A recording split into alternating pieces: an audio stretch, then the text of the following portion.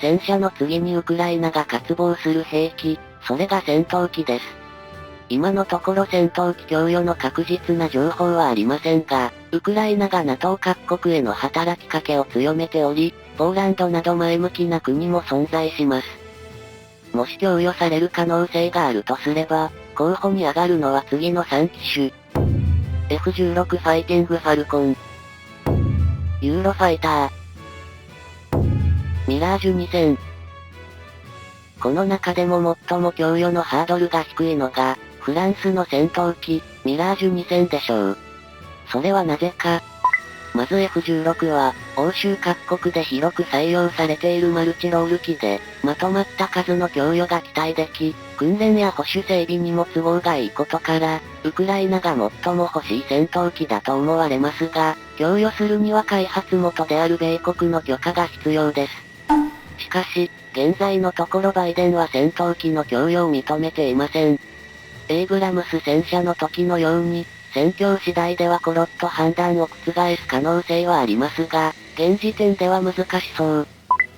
次にユーロファイターですが、こちらも言わずと知れた欧州の傑作機で、イギリス、ドイツ、イタリア、スペインの4カ国で共同開発された機体です。イギリスについてはウクライナへの戦闘機の供与も排除しない、との立場なので、供与の可能性はありますが、共同開発国であるドイツが間違いなく反対するので、イギリス一国の判断では難しいでしょう。ユーロファイターが無理なら、退役した攻撃機、トーネード、という選択もなくはないと思いますが、トーネードについては動画後半で軽く触れます。ということで、この3機種の中で残ったのがフランスのミラージュ2000です。ミラージュは、フランスが自国開発した機体であるため、供与するのに他国の承認が不要で、なおかつ現在では、後継機であるラファールへの更新が進んでおり、ミラージュが余剰状態にあります。このような事情から、最も可能性が高いのがミラージュと言えるでしょう。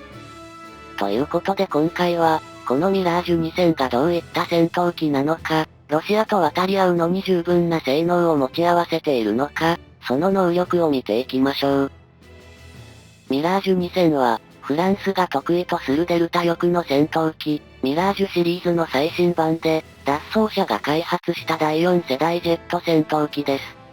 第4世代機としてはかなり小型で、軽量戦闘機として知られる日本の F2 よりもさらに一回り小さく、そして軽い戦闘機となっていますが、搭載可能な兵器類の重量は F2 とほぼ変わらないレベルです。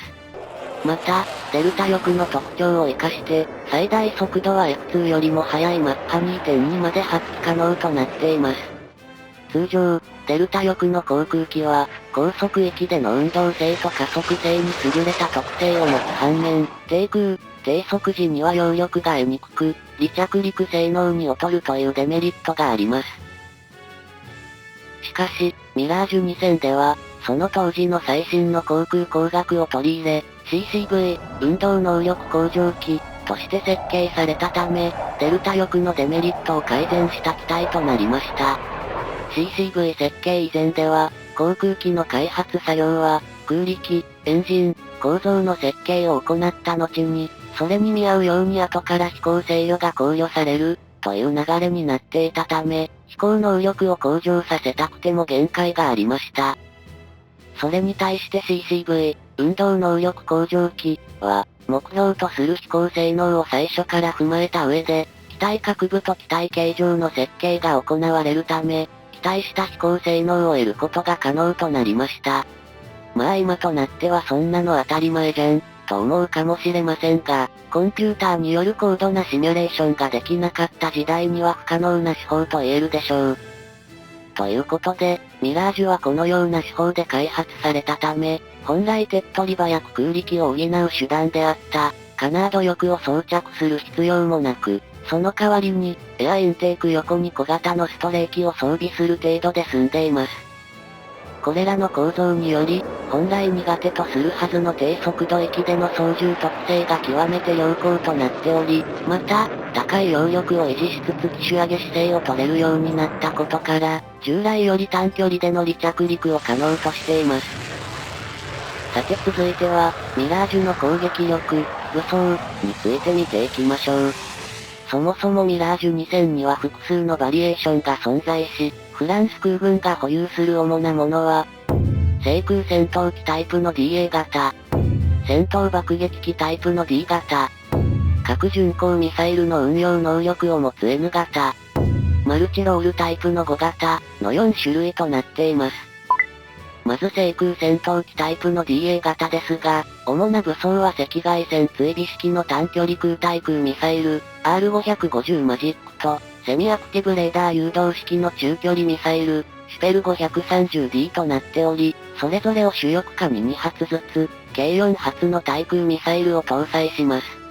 R550 マジックは射程20キロ弱の短距離ミサイルで、フランス以外でも20カ国近くで採用されており、F16 やミグ機、中国の戦闘機にも互換性を持ち、実戦において多くの戦果を上げた実績のあるミサイルです。もう一つのシュペル 530D は、射程40キロ弱の中距離ミサイルで、こちらもフランスの他に、ミラージュを輸出したインドや中東、南米諸国でも使用されています。ただし、これらのミサイルは現在では多少旧式化が進んでいるため、後述するミサイル、ミカへの置き換えが進んでいます。続いて戦闘爆撃機タイプの D 型ですが、精密誘導爆弾などを目標に誘導するための、照準ポットを装備し、レーザー誘導爆弾が最大4発搭載可能なほか、自衛用に短距離ミサイルを2発搭載します。核巡航ミサイルの運用能力を持つ N 型は、核弾頭搭載可能な長射程巡航ミサイル、ASMP を胴体中央に1発と、同じく自衛用に、短距離ミサイルを2発搭載します。最後にマルチロールタイプの5型ですが、こちらはミラージュ2000の中でも大幅な改修を施したタイプで、前述したミサイル、ミカの運用を可能としています。ミカは、通常の空対空ミサイルの他に、地上発射型、艦船の VLS から発射するタイプなど、様々なバリエーションを持った対空ミサイルです。マルチロールタイプのミラージュ5型には、2タイプの異なる誘導方式を持ったミカが搭載され、その方式の違いによって射程は最短で500メートル、最大で80キロほどとされますが、アメリカの中距離ミサイル、アムラームなどと比較すると射程が短くなっています。ただし、それらと比べてミサイル自体が小型であるため、ミラージュ5型には最大で6発のミカを搭載可能なほか、対地攻撃能力も持ち合わせています。ちなみにこのミラージュ2000の5型は、エンジンの強化や新型レーダーの搭載、コックピットのグラスコックピット化など、大きく能力を向上した機体であるため、対ロシア、という意味では現代戦でも十分に能力を発揮できると思われます。ということで、仮にミラージュ2000が本当に供与されるとしたら、ウクライナ的には対地攻撃も可能で最新の更新型である5型が欲しいところでしょうね。ちなみにこの5型をベースとしたミラージュは、台湾でも現役バリバリで使用されています。最後に、冒頭で予告した攻撃機、トーネードについて軽く触れます。トーネードは、イギリス、ドイツ、イタリアが共同開発した戦闘攻撃機で、航空阻止を主任務として開発されたものの、擁撃機や攻撃機、偵察機としてもマルチに使われる航空機です。また、その機体は、エストール、短距離離着陸性、と速度性能の両立を目指して可変翼が採用されるなど、マルチロール機として活躍した機体でもあります。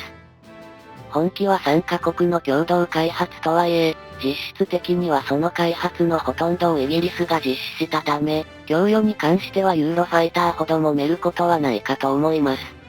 ただし、老朽化などの理由からイギリスではすでに全機退役していますので、予備保管状態で程度のいい機体が残っていれば、再整備してウクライナに引き渡す、ということは十分あり得るかと思います。まあ予備部品の問題や、可変翼機ということでメンテナンスの難しさなど、供与した後のサポートが難しい気はします。ということでまとめですが、あくまで現時点での供与のしやすさだけで言うと、純粋な戦闘機であればフランスのミラージュ2000、戦闘攻撃機ならイギリスのトーネード、という感じではないかと思います。